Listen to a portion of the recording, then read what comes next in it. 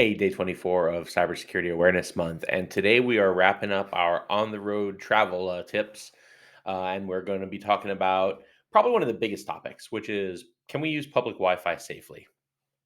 If you've been in an airport anytime in the last probably 5 or so years, there's been free Wi Fi almost everywhere. Hotels have Wi Fi, Starbucks has Wi Fi, McDonald's has Wi Fi. I mean, if you just leave your Wi Fi on and drive around, you'll see dozens, if not hundreds, of wireless networks, many of which are free. So the question we always get is how safe are these Wi-Fi access points, and should you be doing work from them? The short answer is always it depends. Um, Wi-Fi, a lot of the fear surrounding Wi-Fi, especially free Wi-Fi, is based on original Wi-Fi implementations. So, like back in the day, when Wi-Fi was first coming out, access points acted more like hubs than they did switches. So anybody connected to Wi-Fi could sort of see the other devices, sitting on that network. Back in the early 2000s, when I was in college and things like that, it was cool to sit in class and you kind of sniff packets and see what was going on in the classroom, who else was connected, doing stuff on their laptops, things like that. But as technology evolved, something called AP isolation basically became the standard, and that's pretty much the norm on most devices if you set it up that way, and is the default on most guest Wi-Fi applications now. Where rather than where previously people could kind of see each other on a network, the Wi-Fi access point by default now isolates individuals who are connected to it. So there's no longer the ability for one laptop to see another laptop or one cell phone to see another cell phone. The traffic is isolated between the access point and the device. Usually it's via like a dynamic VLAN or something like that. But generally speaking, a lot of these concerns and a lot of the fears around people just being able to, snoop on your traffic, they're not really relevant as much.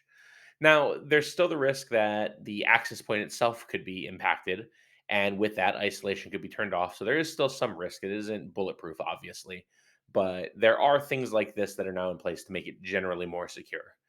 Combine that with most traffic being over HTTPS now instead of just HTTP, and you have yet another layer of safety there. So even if they could sniff your traffic, if you were, as long as you're using an HTTPS website, there's nothing for them to really grab and steal from you. So between client isolation and HTTPS, you're in a pretty decent space. Now, the real risk in a lot of these areas is that you don't actually know um, who owns the access point you're connecting to in a lot of the cases.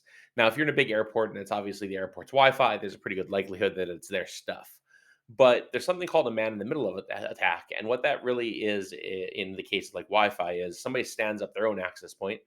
They name it something cool like free Starbucks Wi-Fi, and you think you're connecting to a legitimate place and going to a legitimate website, but really what can be happening is you're passing through their rogue access point, and then they can see your information, again, unless it's encrypted or something like that. But this opens opportunities for other kinds of attacks, specifically stuff like DNS based attacks, where you might think you're going to say google.com, but they point you to a rogue DNS server, which points you to a fake google.com, or more importantly, a fake outlook.com, or somewhere else where they could phish your credentials. They might make you think you're logging into a place that you work or a bank website or something like that, but really they're pointing you somewhere else. So because you can't really physically verify what you're connecting to or who controls the access points, that's what makes these situations a little hairy. So if you're in a big airport and you know the airport has Wi-Fi, yeah, you're probably pretty safe. If you're at a random small hotel or like an Airbnb or something like that, I'd be a lot more skeptical about the Wi-Fi you're using and things along those lines. If you are going to use Wi-Fi, there's a couple things you can do.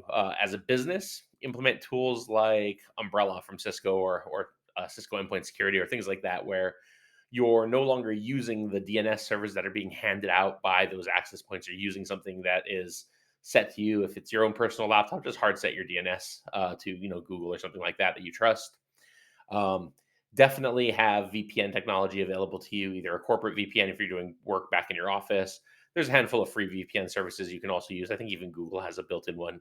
But things like that help you a bunch.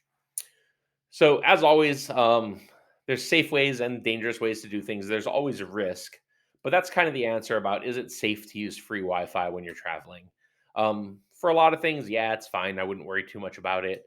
but understand that if you're doing sensitive stuff and you're, sending passwords and things like that, be really cautious because you could be connecting to something that's really weird. So, just be cautious about what you're doing. All right, that's tip number 24. We're wrapping up Cybersecurity Awareness Month. Hopefully, this has been helpful. We have a few more things going on, but this wraps up our travel series. Have a great night.